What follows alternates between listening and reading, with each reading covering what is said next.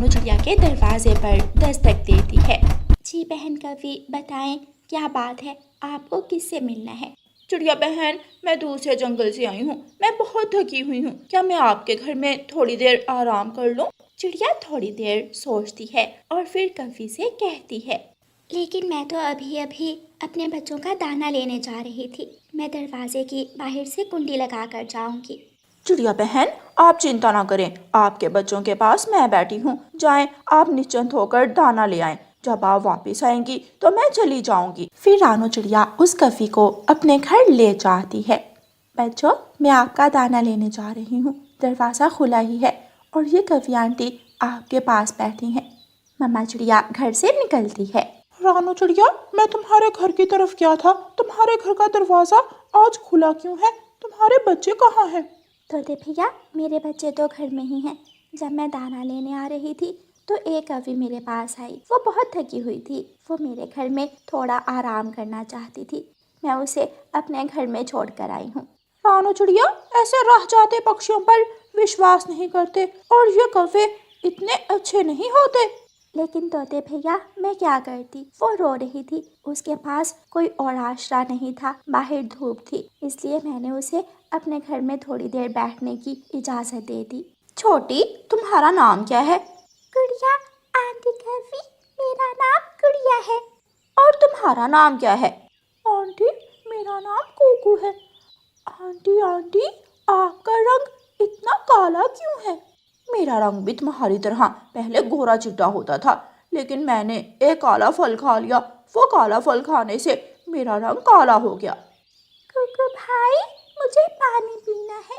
गुड़िया बहन, मटके में पानी तो नहीं है, मटका तो खाली पड़ा है। जाओ जाओ, तुम दोनों नदी से पानी पियाओ, मैं तुम्हारे घर में बैठी हूँ। गुड़िया और कुकू नदी से पानी पीने चले जाते हैं। जैसे ही गुड़िया और कुकू घर से निकलते हैं, गोरी कवि दरवाजे की अंदर से कुंडी लगा लेती है। अब तो 2-4 दिन मैं चिड़िया के इसी घर में रहूंगी और चिड़िया का बारिशों के लिए रखा हुआ सारा दाना खा जाऊंगी। तोते भैया, मैंने तो अपना दाना ढूंढ लिया, मैं घर जा रही हूँ। ठीक है चिड़िया, तुम जाओ, मैंने तो अभी किसान के खेत में लाल मिर्ची लेने जाना है। चिड़िया अपने घर वापस आती है तो दरवाज़ा बंद था। चिड़िया दरवाजे पर दस्तक देती है। गुड़िया, कुकू, बच्चों, दरवाज़ा खोलो। लेकिन अंदर से कोई आवाज़ नहीं आती। चिड़िया डर जाती है। कोई बोल क्यों नहीं रहा? वो कवि भी नहीं बोल रही। कवि बहन, दरवाज़ा खोलें, मैं आ गई हूँ, मैं बच्चों की मम्मा हूँ, आप दरवाज़ा खोल दे। गोरी कवि चुप करके घर के एक कोने में बैठी हुई थी और चिड़िया का दाना खा रही थी। पीछे से गुड़िया और कुकू नदी से पानी पीकर आ जाते हैं। बच्चों, आप यहाँ, आप कहाँ गए थे? मैंने तो समझा आप घर के अंदर ही हो। अम्मा, हम नदी से पानी पीने गए थे, जब हम वापस आए तो दरवाज़ा बंद था, हमने बहुत दस्तक दी, लेकिन कवि आंटी ने दरवाज़ा नहीं खोला, हम तो जंगल आपको ढूंढने गए थे। कवि बहन, दरवाज़ा खोलो, मेरे बच्चे बाहर बैठे हैं, हमें घर में आना है। फिर रानू चिड़िया खिड़की में जाती है और देखती है गोरी कवि एक कोने में बैठी दाना खा रही थी। कवि, मैं आपको कब से आवाज़ दे रही हूँ, दरवाज़ा खोलो, ये दाना मत खाओ, ये दाना तो मैंने बारिश के मौसम के लिए रखा हुआ है। चिड़िया चिड़िया, मुझे तुम्हारा घर बहुत पसंद आ गया है, अब तो मैं कुछ दिन तुम्हारे घर में ही रहूंगी। कवि बहन, ये आप क्या बोल रही हो? आपने कहा था कि थोड़ी देर बाद आप यहाँ से चली जाओगी। प्लीज़ मेरे घर का दरवाज़ा खोलें, मेरे बच्चे बाहर धूप में बैठे हैं। नहीं, मैं ये दरवाज़ा नहीं खोलूंगी। रानू चिड़िया शाम तक अपने घर के बाहर बैठी रहती है। गोरी कवि दरवाज़ा नहीं खोलती तो रानू चिड़िया अपने बच्चों को साथ लेकर अपने पड़ोसी तोते के पास चली जाती है। तोते भैया, आपने सच ही कहा था, वो कवि तो बहुत बुरी निकली, उसने मेरे घर पर ही कब्जा कर लिया है, दरवाजे की अंदर से कुंडी लगाई हुई है और दरवाज़ा नहीं खोल रही। चिड़िया, चिंता ना करो, आज की रात तुम मेरे घर में गुजार लो, सुबह देखेंगे उस कवि का क्या करना है। फिर वो रात रानू चिड़िया और उसके बच्चे तोते के घर में गुजारते हैं। दूसरे दिन तोता रानू चिड़िया के साथ जाता है।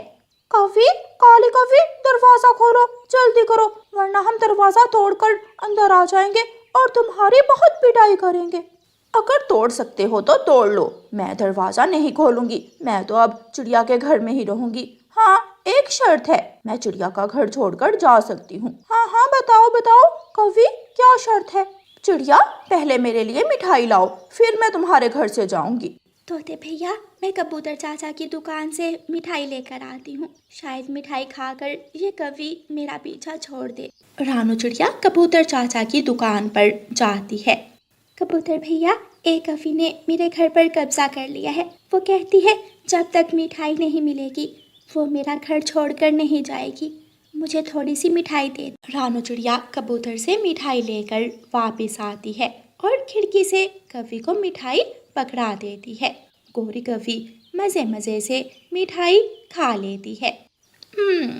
चिड़िया, क्या करूं, मिठाई खाने के बाद मुझे नींद बहुत आती है, मैं तो सोने लगी हूँ। ऐसे कहते हुए कवि घोंसले में लेटती है और सो जाती है। ये कैसी मुसीबत आन पड़ी। मैंने इस कवि को आराम करने के लिए छत दी और इसने मेरे घर पर ही कब्जा कर लिया।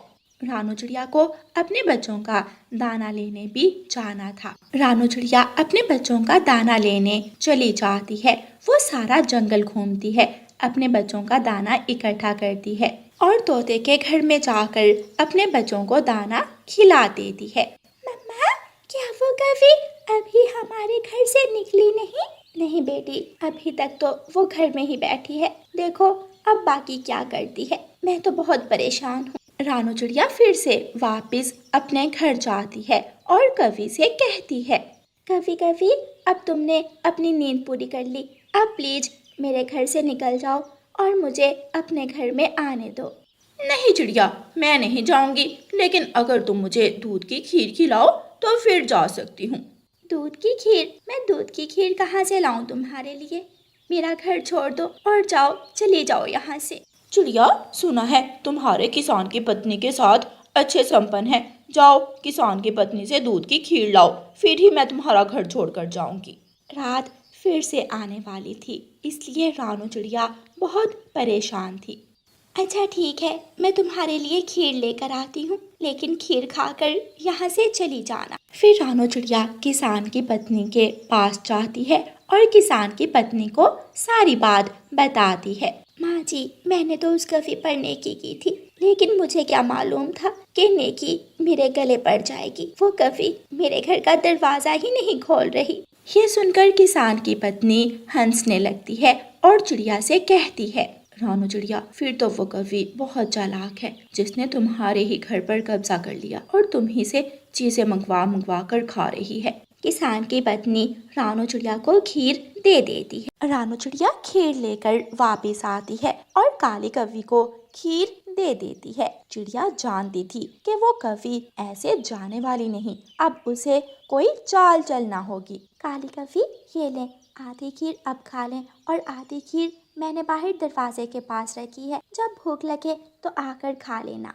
रानू चिड़िया एक पेड़ के पीछे जाकर छुप जाती है। वाह, ये खीर तो बहुत स्वादिष्ट है, मजा ही आ गया। अब तो मैं ऐसे ही हर रोज चिड़िया से मीठी मीठी चीजें मंगवा कर खाया करूंगी और चिड़िया को अपना नौकर बना कर रखूंगी। पेट भरकर खीर खाने के बाद गोरी कवि सोचती है, चिड़िया जो खीर दरवाजे के पास रख गई है, मैं वो खीर भी घर में ले आती हूँ और शाम को खाऊंगी। गोरी कवि दरवाजा खोलती है और जैसे ही खीर उठाने के लिए घर से बाहर निकलती है, पेड़ के पीछे से रानू चिड़िया और तोता आकर गोरी कवि को एक तरफ धक्का देते हैं और उसे पेड़ से नीचे गिरा देते हैं। चिड़िया चिड़िया, तूने मुझे धक्का क्यों दिया? भाग जा यहाँ से। अगर दोबारा मेरे घर की तरफ देखा तो मैं तुम्हारे पंख तोड़ दूंगी। बेशरम कवि, मैं कल से मारी मारी फिर रही हूँ। अपना घर होते हुए भी मैं दूसरों के घरों में रात गुजारने पर मजबूर हूँ। तोता जाता है और रानू चिड़िया के बच्चों को रानू चिड़िया के पास ले आता है। रानू चिड़िया अपने घर में जाकर बहुत खुश थी, क्योंकि उसने बहुत कोशिश के बाद आखिर कवि को अपने घर से निकाल ही दिया था। प्यारे दोस्तों, इसे कहते हैं आग लेने आई और घर की मालकिन बन बैठी। और प्यारे दोस्तों, अगर कहानी अच्छी लगी हो तो इसे लाइक, अपने दोस्तों के साथ शेयर और चैनल को सब्सक्राइब करना बिल्कुल मत भूलना। आपका धन्यवाद। रानू चिड़िया का बेटा कुकू और गौरी कवि का बेटा जग्गू कौवा स्कूल जा रहे थे। रास्ते में वो दोनों एक मिठाई की दुकान पर रुकते हैं। जग्गू मेरे दोस्त, मेरा तो लड्डू खाने को दिल कर रहा है, मैं 2 लड्डू खाऊंगा। लड्डू खाने को तो दिल मेरा भी बहुत कर रहा है, लेकिन मेरे पास पैसे नहीं है। ठीक है, आप लड्डू खा लें, मैं यहाँ बैठा हूँ। कुकू दुकान वाले चाचा से 2 लड्डू लेता है और एक लड्डू जग्गू की तरफ बढ़ाते हुए कहता है, हम दोनों दोस्त हैं, ऐसा कैसे हो सकता है कि मैं अपने दोस्त के सामने बैठकर लड्डू खाऊं और मेरा दोस्त मेरे मुंह की तरफ देखता रहे। लो, आप ही ये लड्डू खा लो। जग्गू बहुत खुश होता है और लड्डू खाने लगता है। जग्गू और कुकू की दोस्ती बहुत पक्की थी। वो जहाँ भी जाते एक साथ जाते, स्कूल एक साथ जाते और स्कूल के बाद जंगल में घूमने भी एक साथ ही जाते थे। जग्गू मेरे दोस्त, देखो मुझे मीठा फल मिला है, इसमें से आधा मीठा फल आप खा लें। लेकिन कुकू मेरे दोस्त, मुझे भूख ज़्यादा लगी है, क्या मैं ये सारे का सारा फल खा लूं? हाँ, मेरे दोस्त हो तुम ये फल खा सकते हो, मैं अपने लिए दाना ढूंढ लाऊंगा। ऐसे ही एक दिन तोता टीचर क्लास में जग्गू से कहता है, जग्गू, क्या आज आप स्कूल की फीस लाए हो? जग्गू अपना सर झुकाए हुए बैठा था और खामोश था। बेटा जग्गू, मैंने आपसे कल भी कहा था स्कूल की फीस लेकर आना, लेकिन आप नहीं लाए। सभी ने अपनी स्कूल की फीस जमा करवा दी है। जग्गू आहिस्ता से बोलता है, टीचर, मैंने मम्मा से कहा था, लेकिन मम्मा के पास पैसे नहीं थे। कुकू अपने दोस्त को शर्मिंदा होते देखकर बहुत परेशान था। स्कूल से वापस जाते समय कुकू जग्गू को अपने साथ अपने घर ले जाता है। मम्मा, ये मेरा दोस्त है जग्गू कौवा। मम्मा, इसके पास स्कूल की फीस के पैसे नहीं है, क्या आप मेरे दोस्त की स्कूल की फीस दे सकती हैं? हाँ, क्यों नहीं, ये आपका दोस्त है और मुझे आपका दोस्त आपकी तरह ही प्यारा है। ये लो जग्गू बेटा, अपनी स्कूल की फीस। शुक्रिया मेरे दोस्त कुकू, आपने हमेशा मेरी मदद की है, मैं आपकी दोस्ती कभी नहीं भुला सकता। दूसरे दिन जग्गू स्कूल जाता है और तोते टीचर को अपनी स्कूल की फीस दे देता है। जग्गू बेटा, मैं आज भी आपके स्कूल की फीस का बंदोबस्त नहीं कर सकी। मम्मा, आप परेशान मत हो, मेरे स्कूल की फीस मेरे दोस्त कुकू ने दे दी है। कुकू कल मुझे अपने घर ले गया था और उसकी मम्मा ने मुझे फीस के पैसे दे दिए थे। जग्गू बेटा, कुकू तुम्हारा बहुत अच्छा दोस्त है, आप हमेशा उसे दोस्त बनाकर रखना। हाँ मम्मा, कुकू सच में मेरी बहुत मदद करता है। फिर ऐसे ही दिन गुजरते गए और फिर एक दिन क्लास में एक नए छोटे कौवे का एडमिशन होता है जिसका नाम चीकू था।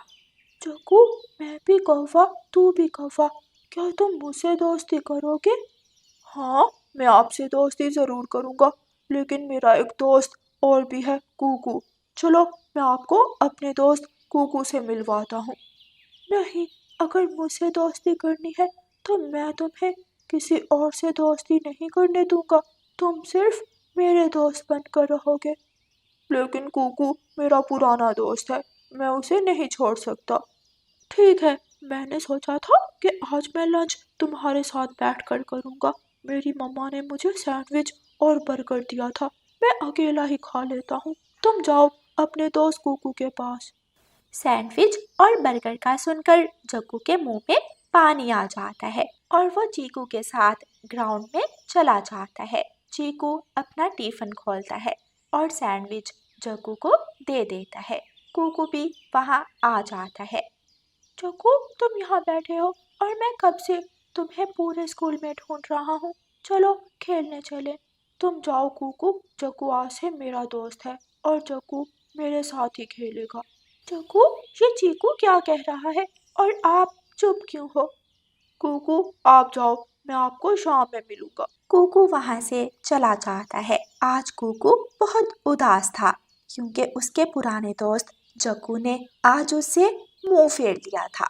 शाम के वक्त हर रोज जग्गू और कुकू अपने घरों के पास बॉल से खेला करते थे।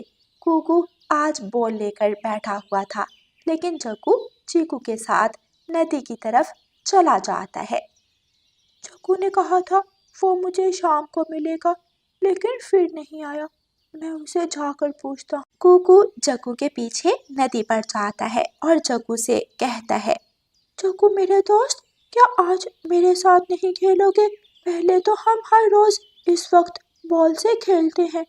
चीकू हमेशा जग्गू से पहले बोलता और कुकू से कहता है, नहीं, एक बार कहा ना, जग्गू मेरा दोस्त है, अब जग्गू मेरे साथ ही खेलेगा। चलो जग्गू, मेरे घर चले, मेरी मम्मा ने आलू मटर वाले चावल बनाए हैं। हाँ कुकू, मैं तो चीकू के साथ जा रहा हूँ और तुम जाकर किसी और के साथ खेल लो। चीजें खाने के लालच में तुमने अपने दोस्त को छोड़ दिया। शायद अब तुम मेरे दोस्त नहीं रहे। अगर तुम ऐसे समझ रहे हो तो शायद तुमने ठीक कहा। अब चीकू ही मेरा दोस्त है। मैं चीकू के साथ ही खेलूंगा और चीकू के साथ ही स्कूल जाऊंगा। फिर जग्गू चीकू के साथ उसके घर चला जाता है और चीकू जग्गू को आलू मटर वाले चावल खिलाता है। फिर हर रोज जग्गू चीकू के साथ स्कूल जाने लगा। जब स्कूल से ब्रेक होती तो जग्गू और चीकू एक साथ बैठकर लंच खाते और कुकू दूर बैठा अपने दोस्त जग्गू को देखता रहता। मम्मा, मैंने जग्गू की हमेशा मदद की। जब उसके पास स्कूल की फीस के पैसे नहीं थे तो मैं उसे अपने घर लेकर आया और आपने उसकी स्कूल की फीस जमा करवाई। मैंने जग्गू को अपने नए शूज दिए। मैंने जग्गू को अपनी किताब भी दी थी। एक बार तो मैंने अपनी नई पेंसिल जग्गू को दे दी थी, लेकिन फिर भी जग्गू ने मुझे छोड़ दिया। कुकू रोए जा रहा था और एक ही सांस में अपनी मम्मा से ढेर सारी बातें किए जा रहा था। कुकू बेटा चुप कर जाए, कम से कम जग्गू ने ये तो बता दिया कि वो अच्छा दोस्त नहीं है। अगर वो आपका अच्छा दोस्त होता तो कभी आपको ना छोड़। फिर एक दिन जग्गू और चीकू पहाड़ों के पास बैठे हुए थे कि पीछे से बड़ी चील आ जाती है। बड़ी चील आकर जग्गू को पकड़ लेती है। चीकू जल्दी से उड़कर साथ वाले पेड़ के ऊपर बैठ जाता है। मुझे बचाओ, मेरे दोस्त चीकू, मुझे बचाओ। चील मुझे खा जाएगी, मेरी मदद करो। माफ करना जग्गू, तुम्हारी जान बचाते बचाते मैं अपनी जान नहीं गंवा सकता, और हमारी दोस्ती इतनी भी पुरानी नहीं कि तुम्हारी खातिर मैं खुद को खतरे में डालूं। ना बेटा, कोई तेरी मदद नहीं करेगा। अगर तेरा कोई अच्छा और मुखलिस दोस्त होता तो तेरी मदद जरूर करता। तभी पीछे से कुकू आता है और चील को एक तरफ धक्का दे देता है। भाग जग्गू भाग, जल्दी करो, मेरे पीछे पीछे भागो। कुकू जग्गू को लेकर सुरक्षित वहां से निकल जाता है। जग्गू और कुकू नदी पर पहुंच जाते हैं। आज कुकू ने जग्गू की जान बचाई थी। अगर कुकू थोड़ी देर और न आता तो वो चील जग्गू को खा जाती। अच्छा दोस्त, अब मैं घर जाता हूँ। शायद आपको चीकू के साथ खेलने जाना होगा। जग्गू रोने लग जाता है। मुझे माफ कर दो कुकू, आज मुझे एहसास हो गया कि तुम ही मेरे दोस्त हो। मेरे नए दोस्त चीकू ने तो अपनी जान बचा ली और मुझे मुश्किल में छोड़कर भाग गया। मैं बहुत शर्मिंदा हूँ।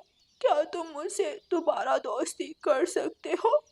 कुकू जग्गू को गले लगा लेता है और प्यार से कहता है, मेरे दोस्त जग्गू, मैंने आपको छोड़ा ही कब था। फिर दोनों दोस्त हंसने लगते हैं और दोनों में फिर से दोस्ती हो जाती है। प्यारे दोस्तों, इस कहानी को लाइक, अपने दोस्तों के साथ शेयर और चैनल को सब्सक्राइब करना बिल्कुल मत भूलना। आपका धन्यवाद।